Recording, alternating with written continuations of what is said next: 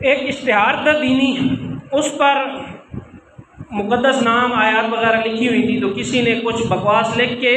نیچے ایک نام، ایک عیسائی نوجوان کا نام اور اس کا فون نمبر لکھ دیا۔ آپ مجھے بتائیں کہ جو کوئی چور چوری کرنے جاتا ہے تو وہ اپنا نام فون نمبر لکھ کے آتا ہے؟ سب کو پتہ ہے کہ مسلمانوں کے جذبات اس سلسلے میں کیا ہے۔ تو وہ اور پھر کیا ہوا کہ اسی کے گھر کے باہر سے قرآن مجید کے ورق ملے، مڑے تڑے پھٹے ہوئے، نعوذ باللہ شہید ہوئے اور اس پر اس کا نام اور فون نمبر لکھا ہوا۔ صاف پتہ چل رہا ہے کہ کوئی اس کو پھنسانے کی کوشش کر رہا ہے۔ تو قرآن مجید کی عزت اور حرمت یہ ہم سب کی ذمہ داری ہے، اسلامی شعار کی عزت اور حرمت کا تقدس یہ ہم سب کی ذمہ داری ہے، لیکن اس کو کسی طریقے سے لے کے چلنا ہے۔ اب اس کے لیے قوانین بھی الحمدللہ موجود ہیں۔ ابھی پیچھے تحفظ ناموس صحابہ والے بیت قانون جو وہ منظور ہوا ہے، تو یہ صرف ایک بل پاس ہوا ہے، ابھی صدر صاحب کے دستخط رہتے ہیں، اللہ تعالیٰ کرے کہ وہ دستخط کر دیں۔ تو یہ جو قوانین موجود ہیں ان کے مطابق چلنا چاہیے، نہ یہ کہ پھر جو ہے وہ لوگوں کو ان کے جو ہے وہ گرا دیے، جا کے گرجا گھر 16 کے قریب ان کو آگ لگا دی اور بہت زیادہ ان کا نقصان کیا۔ تو یہ تو صرف ایک ایسا ہجوم جو دین کی معلومات سے، دین کے علم سے ناواقف تھا، اس کی کام ہے۔ یہ اسلام اس چیز کا حکم نہیں دیتا ہے، اس کی وجہ سے اسلام پر کوئی داغ نہ آئے، اور بلکہ ہم مسلمانوں کو تو کوشش کرنی چاہیے کہ ہم کوئی ایسا کام ہی نہ کرے کہ ہماری وجہ سے کوئی اسلام پر انگلی اٹھائے کہ دیکھو بھائی یہ اسلام ان کو ایسے کہتا ہے تو اس وجہ سے یہ کر رہے ہیں۔ لیکن اب جن لوگوں نے کیا، مثلاً اگر ایک مسلمان ہے وہ چوری کرتا ہے، تو اب اس کا یہ مطلب تو نہیں کہ اسلام نے چوری کا حکم دیا۔ اگر ایک مسلمان قتل کرتا ہے تو اسلام نے تو کسی کے قتل کا حکم نہیں دیا۔ تو اس وجہ سے تو اسی طرح یہ جو ایک ہجوم تھا، یہ جو لوگ تھے جو کسی کے برگلانے پر جو ہے وہ طیش میں آ گئے اور انہوں نے آ کر یہ غیر قانونی اقدام کیا ہے، تو اس سے اسلام منع کرتا ہے۔ ہم یہ تو ہو گیا جو ہونا تھا، اس کے جو کرنے والے ہیں ان کو سزا ملے گی، اور یہاں دنیا میں نہ ملی تو آخرت میں ملے گی۔ لیکن ہمیں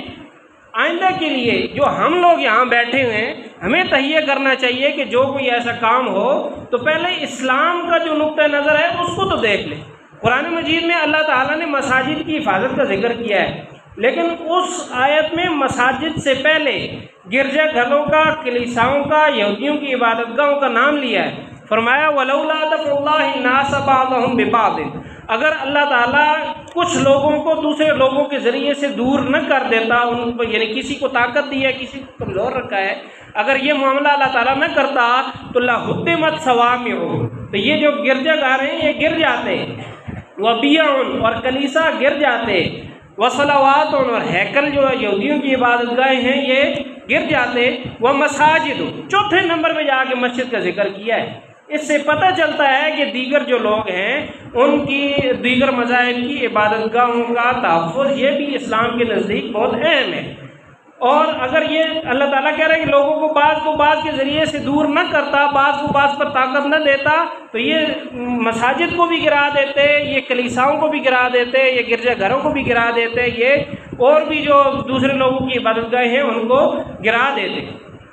تو یہ یہاں پر مذمت کا مقام ہے، اللہ تعالیٰ بیان کر رہا ہے کہ ان چیزوں کو گرانا یہ صحیح نہیں ہے، اور ان کی عبادت گاہوں کا نام پہلے لیا ہے، اپنی جو اسلام کی عبادت گاہ ہے مسجد اس کا نام بعد میں لیا ہے۔ ہمیں اسلام کی ان چیزوں کو سمجھنا چاہیے۔ یہ کیسے سمجھ آئے گا؟ دین کو سیکھنے سے سمجھ آئے گا۔ صرف ہم جو ہے وہ جذبات میں آ جاتے ہیں اور کہتے ہیں جی فلاں جی قربان بھی قربان کر دیں گے، یہ بھی کر دیں گے، فلاں کو مار دیں گے۔ اصل مقصد اس سے ہمارا کیا ہے؟ اعلاء کلمت اللہ، اللہ تعالیٰ کے کلمے کو بلند کرنا۔ اللہ تعالیٰ کا کلمہ بلند ہوگا محبت سے نہ کہ نفرت سے۔ اللہ تعالیٰ کا کلمہ، آپ نے جن لوگوں کے گرجا گھر جلائے ہیں آپ بتائیں گے کیا آپ وہ اسلام سے محبت کریں گے؟ اب تو اگر ان کو اسلام کی حقانیت بھی نظر آ گئی تو شاید وہ جا کے اسلام قبول کریں۔ ہمیں تو چاہیے کہ ہم ایسے محبت والے اور ایسے دین پر عمل کرنے والے بن جائیں کہ ہمیں دیکھ دیکھ کر خود صحابہ کرام کیا لوگوں کے پاس جب جاتے تھے تو کیا کہتے تھے؟ بھائی اسلام قبول کر لو۔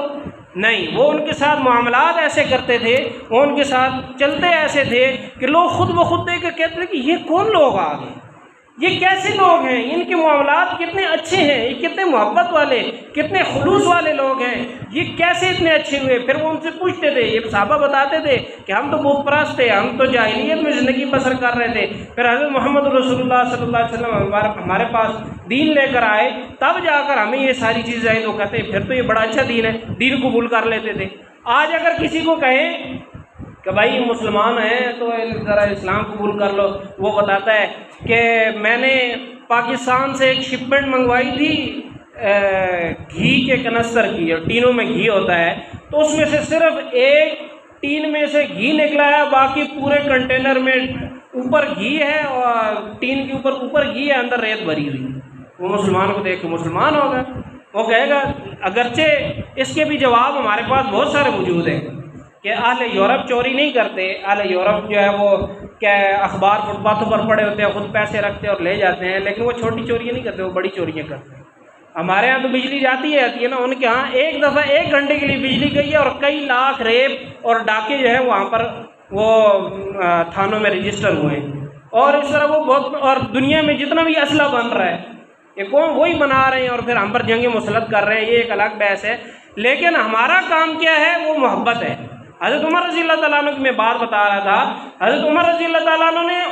جب بیت المقدس فتح کیا ہے تو ان کے ساتھ جو معاہدہ کیا، اس معاہدے میں یہ بات شامل تھی کہ ہم تمہاری عبادت گاہوں کی بھی تحفظ کریں گے، ہم تمہاری صلیب کا بھی تحفظ کریں گے۔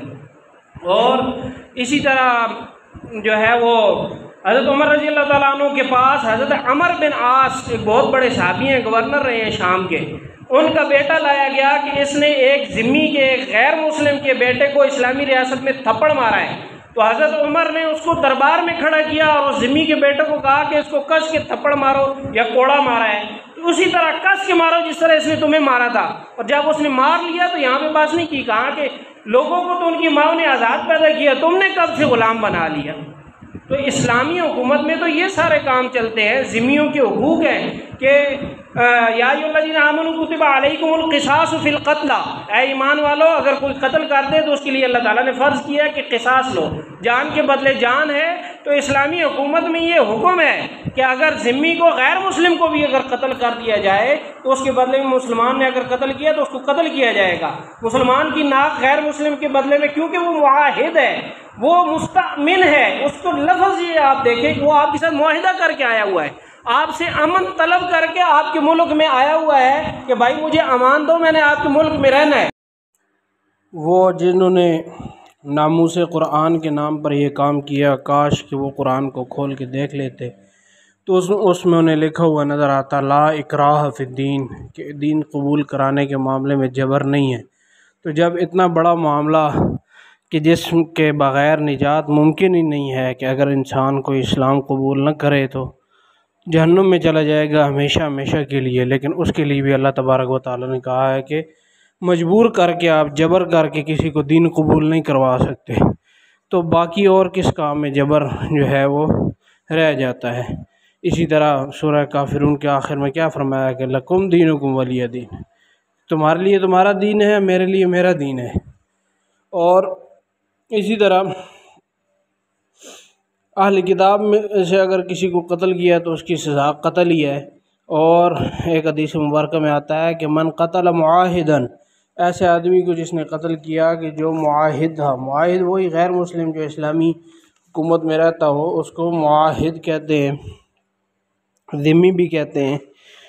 تو آپ صلی اللہ علیہ وسلم نے فرمایا جس من قتل معاہداً لم یرح رائح الجنہ،